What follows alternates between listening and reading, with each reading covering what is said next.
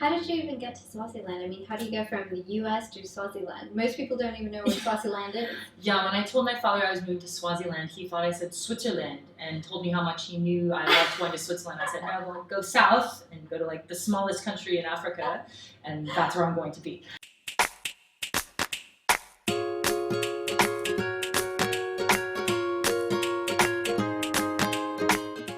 Today, we're in Cape Town, South Africa, speaking with female millennial entrepreneur Anne Bao.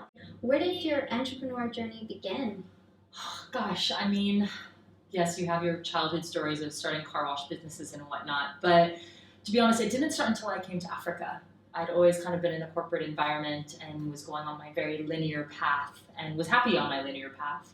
And I probably started thinking more entrepreneurially when I moved to Swaziland and was just really confronted with lots of problems that needed to be solved and real problems that were affecting real people, as well as the market's just much less saturated. It's not like the US where every single thing has been invented and it's really hard to come up with a new idea. I mean, half the things that you're used to in the United States, probably more than half, just aren't here, particularly if you're in Swaziland. As well as, so I just kept running into all these different ideas and yeah. How did you even get to Swaziland? I mean, how do you go from the US to Swaziland? Most people don't even know where Swaziland is. Yeah, when I told my father I was moving to Swaziland, he thought I said Switzerland and told me how much he knew I loved going to Switzerland. I said, no, well, go south and go to like the smallest country in Africa, and that's where I'm going to be. So yeah, I was working at a biotech company. I'd always had a strong interest in healthcare, and I worked at Gilead Sciences, which is a HIV biotech company, does cardiovascular disease. And I've been working in their analytics team, heading up HIV analytics for a few years there. Basically, life was great. Loved San Francisco, loved my life, loved my job. Everything was really easy.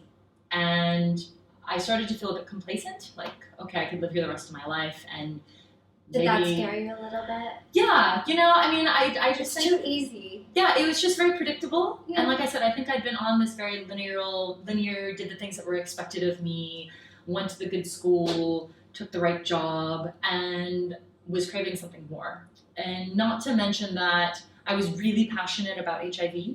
Mm-hmm. I applied to Wharton MBA program, and I didn't actually get in. I was ready to move, interviewed, and didn't end up working out. But in that application process, I wrote about how my big goal was to move to Africa and apply the knowledge I had working this very large HIV biotech company to where the problem was the worst, which is in sub-Saharan Africa. I don't know how much you know about HIV, but in the US, it's like less than 1% of the population suffers from it. Mm-hmm. And in sub-Saharan Africa, it's 23 million people have it. And in Swaziland, it's the worst globally. It's about a 32% prevalence rate. Wow, I didn't know that. Yeah. So I started looking at what I could be doing when I didn't get into Wharton.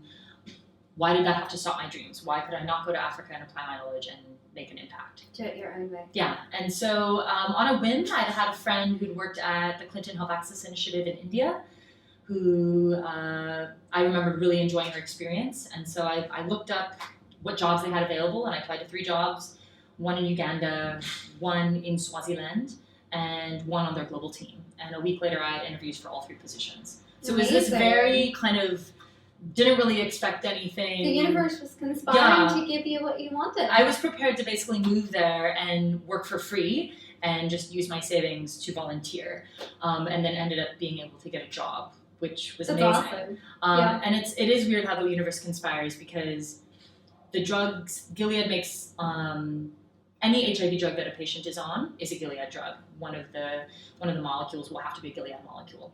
And they had just introduced a drug that was being used in a trial around treatment as prevention. And so all this amazing data came out, and it was really exciting because people thought, wow, this can really help potentially curb the spread of the disease.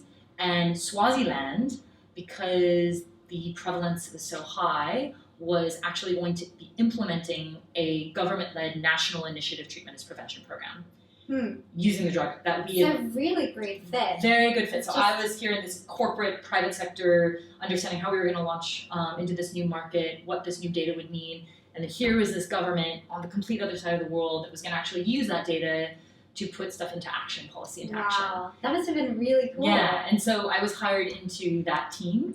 We were Clinton was partnering with the Ministry of Health, And our job was to basically work with them for health system strengthening, both at the facilities and in the community. So we look at a problem and why is HIV bad? You know, why are so many people being impacted? Mm-hmm. And it's not just, oh, give them the drug and that's it. It's, why are people not getting to the clinics? How do you mobilize communities who are 10Ks and have to walk to the communities? How do you keep them in the health system?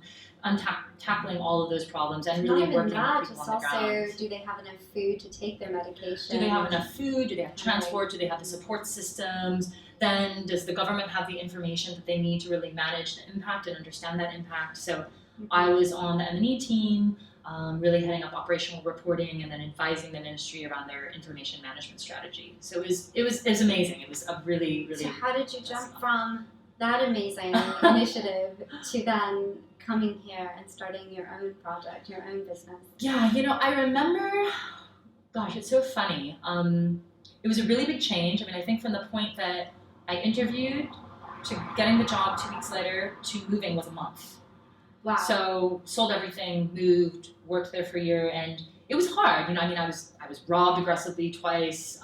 The roof ripped off my house in a storm. I put a fire out. I mean, things just kept happening, but it's weird. You kind of just learn to adapt. It's like, well, that's just life. People get robbed. My family kept expecting me to come home.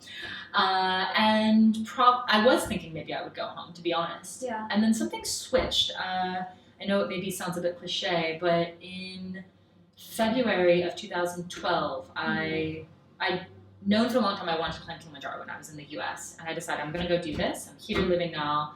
So I went with some friends, we climbed Kilimanjaro. Awesome. I had beginning stages of cerebral edema, almost gave up near the top, made it to the top, felt better, finished the climb. And that was this very big shift. And I don't know what it is, maybe it was the climb, it was just timing, but things also started to fall into place in terms of work and my ability to see how I individually could really make an impact based on the experiences that I'd had both in the private sector and in the public sector, particularly around technology and social impact. And so I knew this idea started to kind of form, all right, I'm seeing all these opportunities, not even problems, and I think I have skills to apply these in an entrepreneurial way, but I don't quite know what that's going to look like.